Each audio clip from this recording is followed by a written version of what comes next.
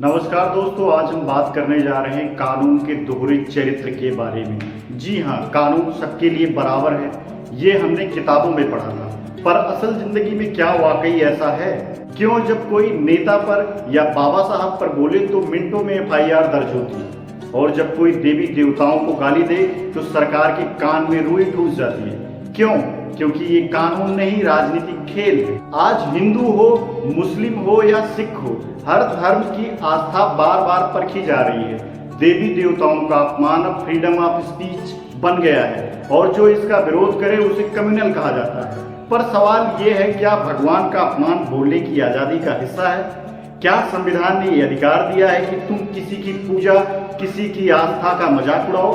नहीं, कानून में साफ लिखा है 295A और 153A, धार्मिक भावनाएं भड़काने या देवी देवताओं का अपमान करने पर 3 से 5 साल की सजा का प्रावधान है। पर इन धाराओं का इस्तेमाल होता ही कहाँ है? जब सरकार चाहे तब होता है। सरकारें बोलती हैं हम सबका साथ सबका विकास, पर जब धर्म की बात आती है तो वही सरकारें सबका तुष्टीकरण करने लगती हैं। जो बोले भगवान के पक्ष में वो कट्टर कहलाता है, जो देवी देवताओं का मजाक उड़ाए वो इंटेलेक्चुअल बन जाता है। यही है राजनीति की सबसे बड़ी चाल, आस्था को वोट में बदलने की। कानून का डर सिर्फ आम आदमी के लिए ही क्यों है?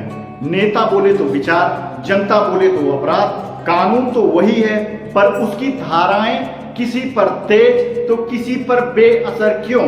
क्योंकि सत्ता चाहती है जनता उलझी रहे।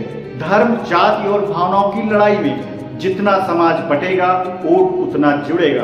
देवी देवताओं को गाली देने वाले आजाद घूमते हैं, क्योंकि वो राजनीतिक एजेंडा के काम आते हैं, और जो आस्था की बात करे उसे चुप कराने की तैयारी शुरू हो जाती है। अब वक्त है सवाल पूछने का, अगर कानून सबके लिए बराबर है तो फिर सजा भी बराबर क्यों नहीं? भगवान का अपमान करने वाला भी अपराधी है, जैसे किसी नेता पर गलत बोलने वाला होता है। कानून में दो चेहरे नहीं हो सकते। आस्था का सम्मान सिर्फ भाषणों में नहीं, कार्रवाई में भी दिखना चाहिए, वरना जनता समझ जाएगी कि न्याय की मूर्ति की आंखों पे पट्टी नहीं है, सरकार की आंखों पर दोहरे चरित्र की परत चढ़ी हुई है। याद रखो, धर्म अगर टूटेगा तो देश भी टूटेगा। जो आस्था की रक्षा नहीं कर सकता वो संविधान की भी इज्जत नहीं कर सकता। याद रखो, अगर धर्म टूटेगा तो देश भी टूटेगा। जो आस्था की रक्षा नहीं कर सकता वो संविधान की भी इज्जत नहीं कर सकता। अब जनता बोलेगी कानून सबके लिए एक जैसा हो, चाहे कोई भी हो। कानून सबके लिए, आस्था सबकी।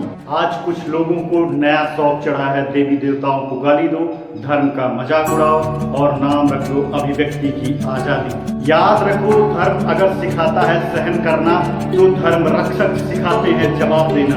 आस्था किसी की कमजोरी नहीं, ये वो आग है जो जरूरत पड़े तो राख बना देती। किसी के भगवान का अपमान करना किसी की माँ को अपमानित करना जैसा है। फर्क बस इतना है, वहाँ गिरते हैं, यहाँ आस्था जलती है। जो लोग चैनल को अभी तक फॉलो नहीं किए हैं उन्हें संविधान की धारा लग जाएगी, ज्ञान की कमी वाली। जल्दी करो, लाइक करो, घंटी बजाओ, ज्ञान का प्रसारण जारी रहेगा।